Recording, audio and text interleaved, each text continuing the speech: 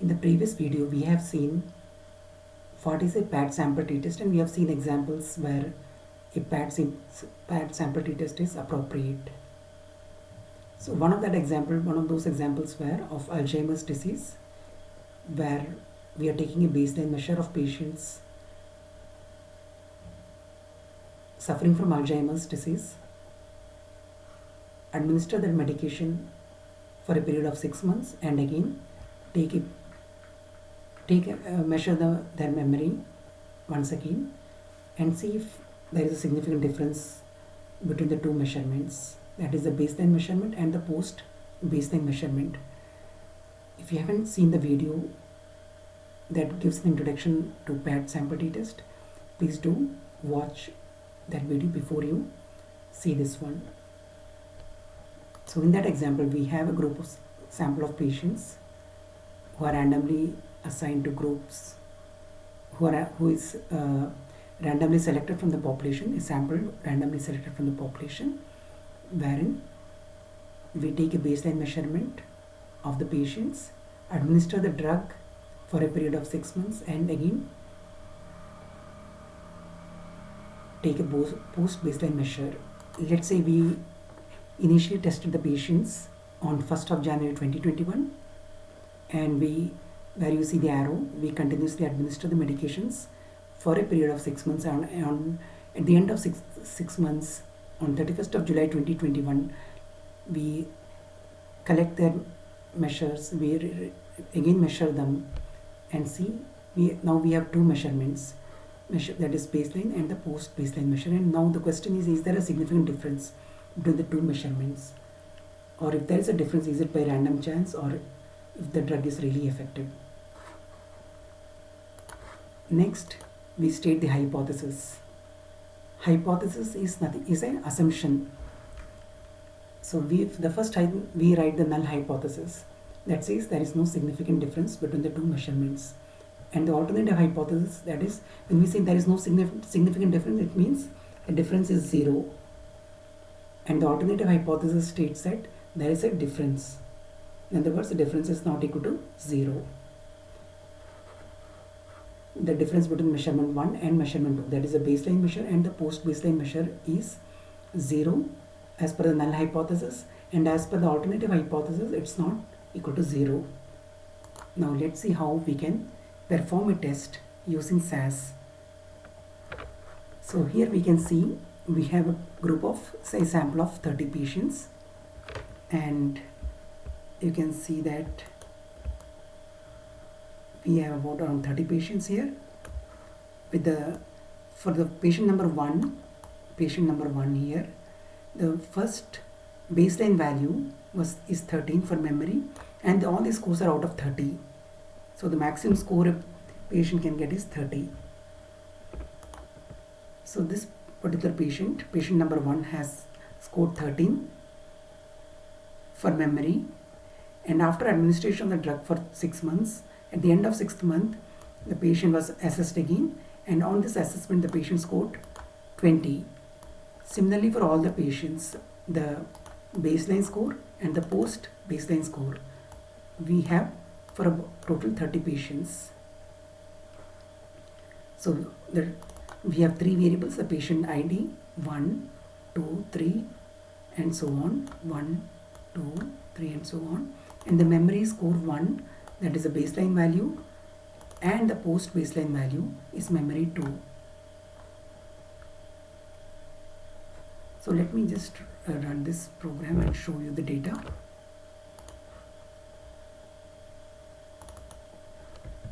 So here you can see that we have the patient IDs and the baseline value and the post baseline value, and the difference in the values.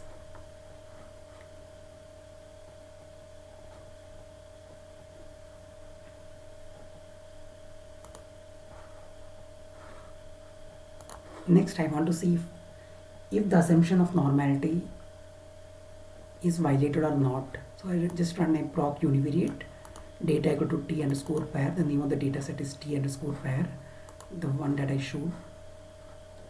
And then I want to generate a normal distribution, and var, the variable that I pass in the var statement, is diff. the difference between the two measurements, memory 1 and memory 2, which is this highlighted one, diff. And on running this, let's see the result. So I get all the data points. You can see the difference, all the difference in scores are, this is a QQ plot, and all the difference of scores, all the data points are pretty aligned with the straight line. It means that there is no violation of normality. And we can see that for the test of normality, I get a very high value for P. In other words, the data is normally distributed. The difference in scores are normally distributed. If the P value is less than 0.05, then the assumption of normality would have been violated. But here there is no violation of the assumption of normality. So we have various tests given by SAS, Shapiro-Wilk test, and various other tests. And all these tests confirm that there is no violation of the assumption of normality. Now we can perform a paired sample t-test using proc means. So let's run this proc means procedure.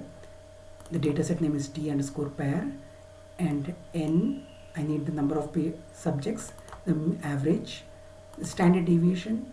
I would like to have a paired sample t-test, and the confidence limits. So let's run this.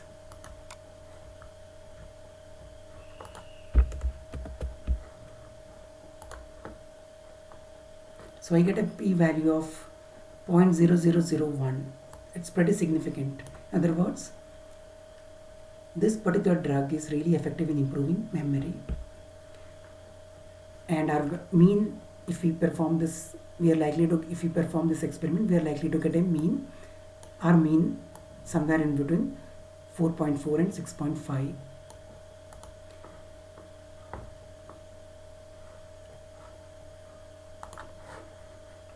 We have seen one approach of performing a t-test using the proc means, and we can also perform using proc t-test.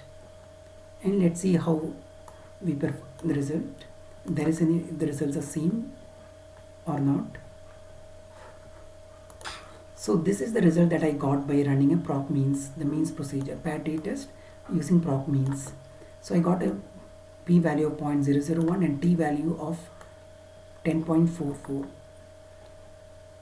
And let's see if we got the same result using paired sample t-test. And you can see, yeah, we got the same result. A 10.44 is a t-value, and a probability of this also same.